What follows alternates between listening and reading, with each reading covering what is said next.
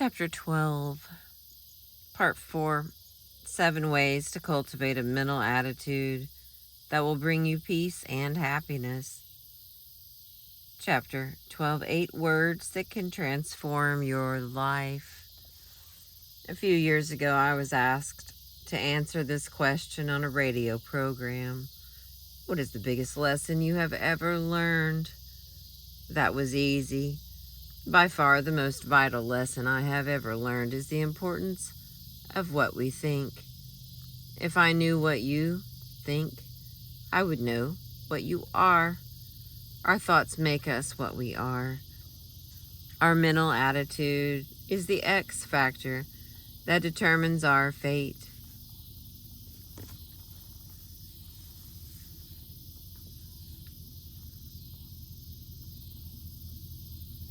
Emerson said, "A man is what he thinks about all day long. How could he possibly be anything else?" I now know, with a conviction beyond all doubt, that the biggest problem you and I have to deal with, in fact, almost the only problem we have to deal with, is choosing the right thoughts. If we can do that, we will be on the high road to solving our problems. The great philosopher who ruled the Roman Empire, Marcus Aurelius, summed it up in 8 words. 8 words that can determine your destiny. Our life is what our thoughts make it. Yes, if we think happy thoughts, we will be happy. If we think miserable thoughts, we will be miserable. If we think fear thoughts, we will be fearful. If we think sickly thoughts, we will probably be ill. If we think failure, we will certainly fail. If we wallow in self-pity, everyone will want to shun us and avoid us. You are not, said Norman Vincent Peale. You are not what you think you are, but what you think you are. I am advocating a habitual Pollyanna attitude towards all problems. No, unfortunately. Life isn't so simple as all that. But I am advocating that we assume a positive attitude instead of a negative attitude. In other words, we need to be concerned about our problem, not worried. What is the difference between concern and worry? Let me illustrate. Every time I cross the traffic-jammed streets of New York, I am concerned about what I am doing, but not worried.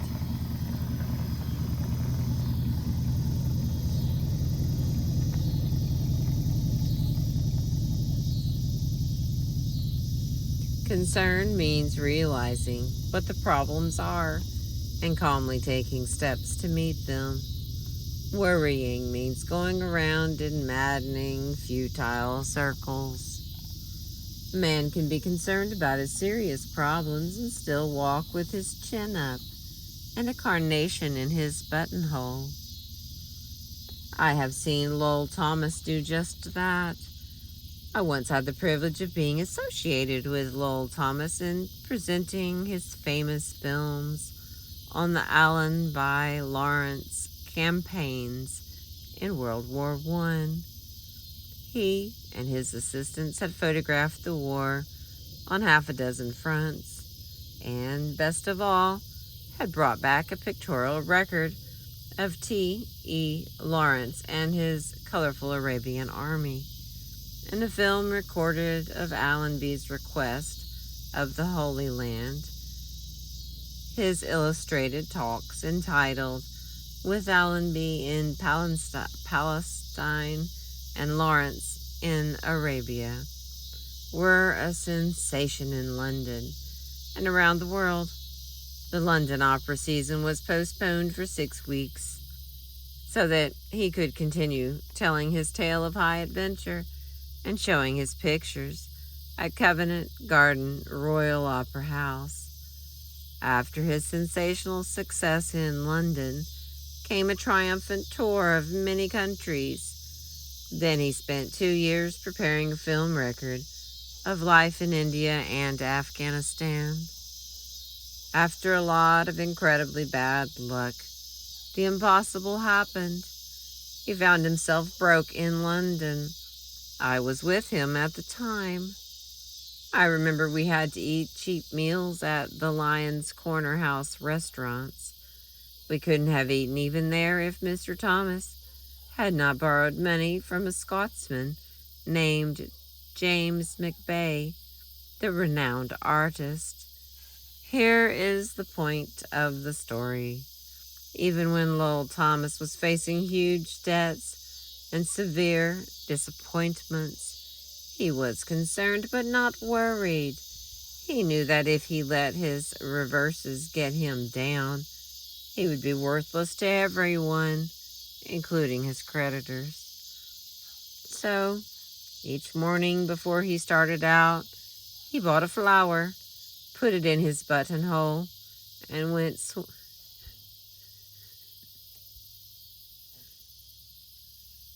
swinging down Oxford Street with his head high and his step spirited. He thought positive, courageous thoughts and refused to let defeat him. To him, being beaten was all a part of the game, the useful training you had to expect if you wanted to get to the top. Our mental attitude has an almost unbelievable effect even on our physical powers. The famous British psychiatrist J.A. Hatfield gives a striking illustration of that fact in his splendid 54-page Let the Psychology of Power. I asked 3 men, he writes, to submit themselves to test the effects of mental suggestion on their strength, which was measured by gripping a dynamometer. He told them to grip the dynamometer with all their might. He had them do this under 3 different sets of conditions. When he tested them under normal waking conditions, their average grip was 101 pounds. When he tested them after he had hypnotized them and told them that they were very weak, they could grip only 29 pounds, less than a third of their normal strength. One of these men was a prize fighter, and when he was told under hypnosis that he was weak, he remarked that his arm felt tiny, just like a baby's. When Captain Hadfield then tested these men a 3rd time, telling them under hypnosis that they were very strong, they were able to grip an average of 142 pounds. When their minds were filled with positive thoughts of strength, they increased their actual physical powers almost 500%. Such is the incredible power of our mental attitude. To illustrate the magic power of thought, let me tell you one of the most astounding stories in the annals of America. I could write a book about it, but let's be brief. On a frosty October night, shortly after the close of the Civil War, a homeless, destitute woman who was little more than a wanderer on the face of the earth knocked at the door of Mother Webster, the wife of a retired sea captain living in Amesbury, Massachusetts. Opening the door, Mother Webster saw a frail little creature, scarcely more than 100 pounds of frightened skin and bones. The stranger, a Mrs. Glover, explained she was seeking a home where she could think and work out a great problem that absorbed her day and night. "Why not stay here?" Miss Webster replied. "I'm all alone in this big house." Mrs. Glover might have remained indefinitely with Mother Webster if the latter's son-in-law, Bill Ellis, hadn't come up from New York for a vacation. When he discovered Mrs. Glover's presence, he shouted, "I'll have no vagabonds in this house," and he shoved this homeless woman out of the door. A driving rain was falling. She stood shivering in the rain for a few minutes and then started down the road looking for shelter. Here's the astonishing part of the story. That vagabond whom Bill Ellis put out of the house was destined to have as much influence on the thinking of the world as any other woman who ever walked the earth. She is now known to millions of devoted followers as Mary Baker Eddy, the founder of Christian Science. Yet, until this time, she had known little in life except sickness, sorrow, and tragedy. Her first husband, excuse me, her first husband had died shortly after their marriage. Her second husband had deserted her and eloped with a married woman. He later died in the poorhouse.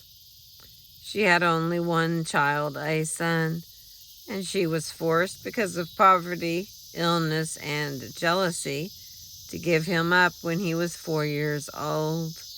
She lost all track of him and never saw him again for 31 years. Because of her own ill health, Miss Eddy had been interested for years in what she called the science of mind healing. But the dramatic turning point in her life occurred in Lynn, Massachusetts. Walking downtown one cold day, she slipped and fell on the icy pavement and was knocked unconscious. Her spine was so injured that she was convulsed with spasms.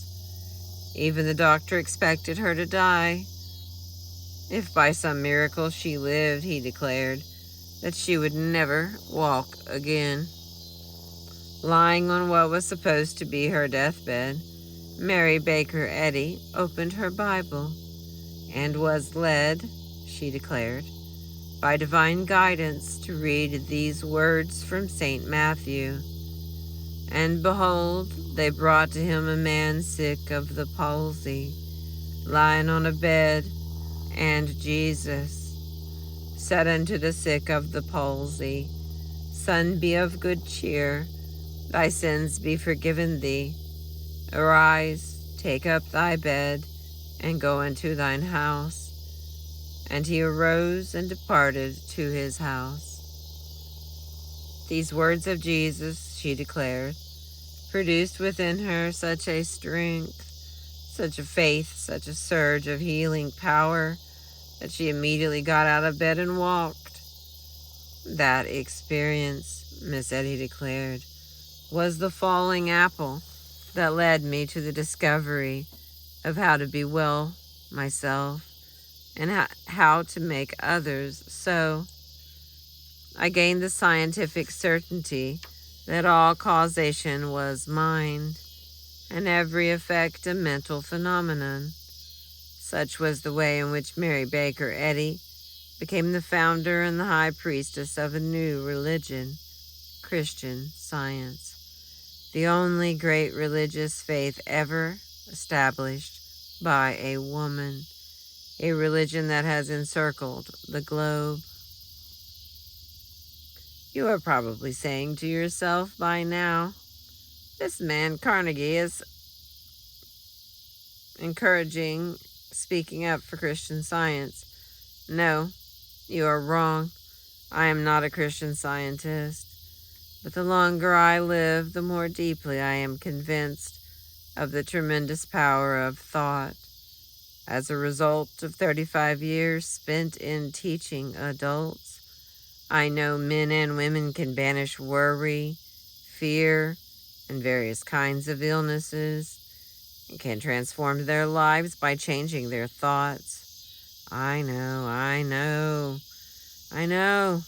I have seen such incredible transformations performed hundreds of times. I have seen them so often that I no longer wonder at them.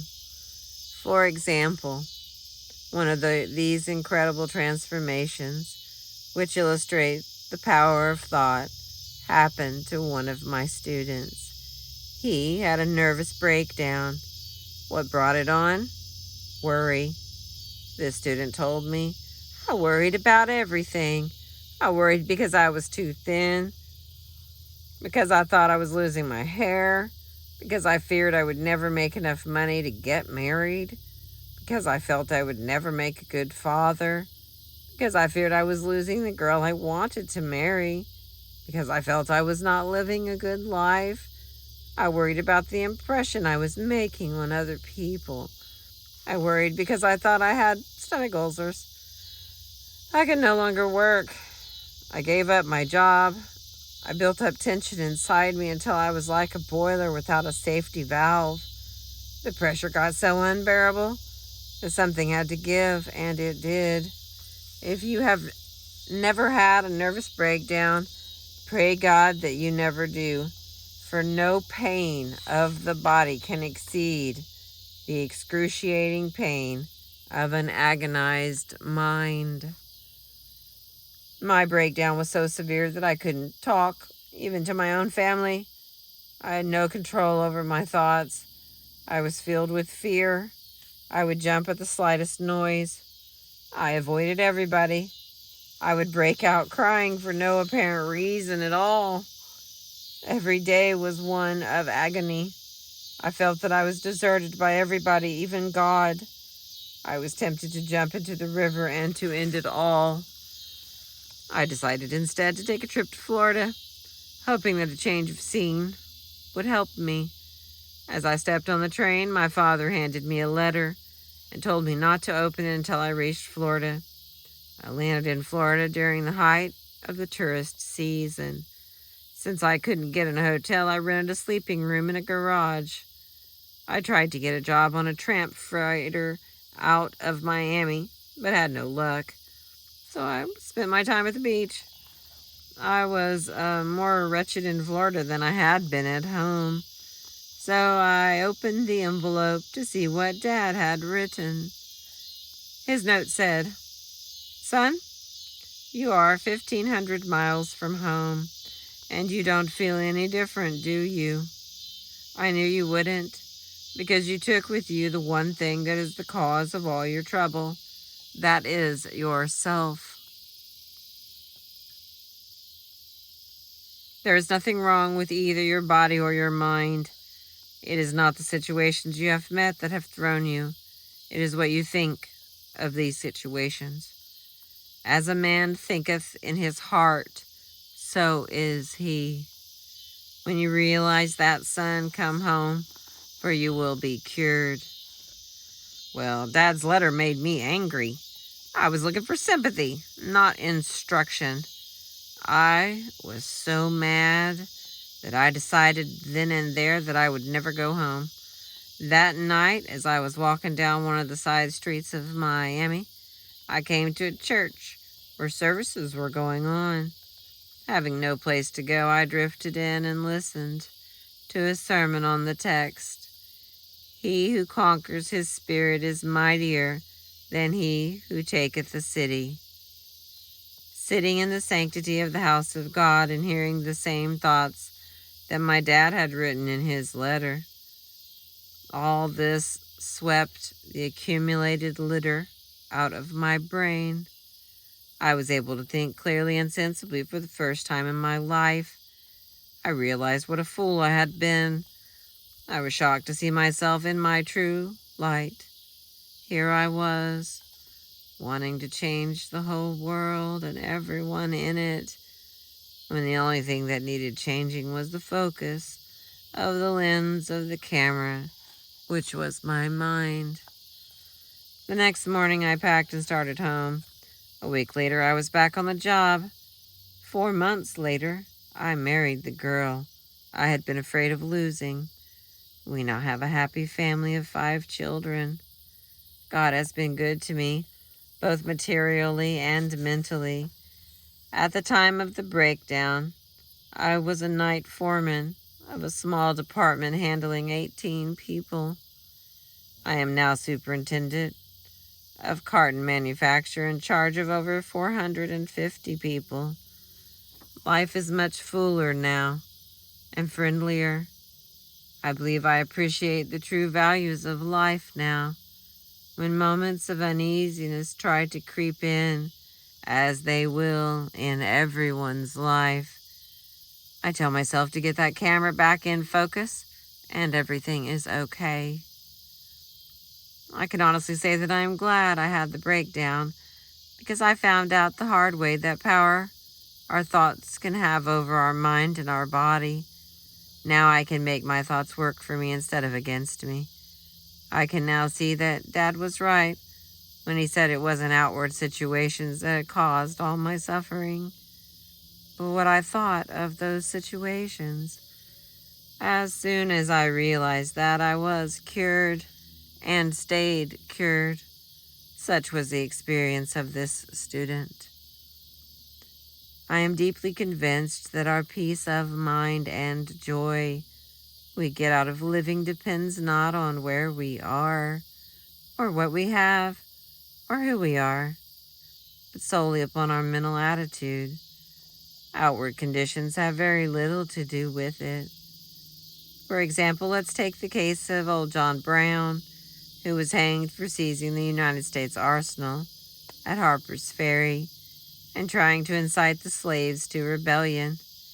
He rode away to the gallows, sitting on his coffin. The jailer who rode beside him was nervous and worried, but old John Brown was calm and cool. Looking up at the Blue Ridge Mountains of Virginia, he exclaimed, "What a beautiful country! I never had the opportunity to really see it before." Or take the case of Robert Falcon Scott and his companions, the first Englishmen ever to reach the South Pole. Their return trip was probably the cruelest journey ever undertaken by man. Their food was gone, and so was their fuel. They could no longer march because a howling blizzard roared down over the rim of the earth for 11 days and nights. A wind so fierce and sharp that it cut ridges in the polar ice. Scott and his companions knew they were going to die, and they had brought a quantity of opium along for just such an emergency. A big dose of opium, and they could all lie down to pleasant dreams, never to wake again. But they ignored the drug and died, singing ringing songs of cheer. We know they did, because of a farewell letter found with their frozen bodies by a searching party 8 months later.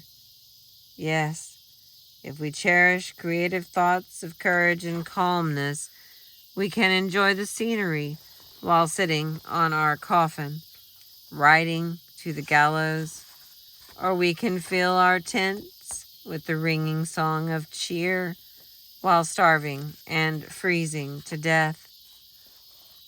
Milton, in his blindness, discovered the same truth 300 years ago. The mind is its own place, and in itself can make a heaven of hell, a hell of heaven. Thank you for listening.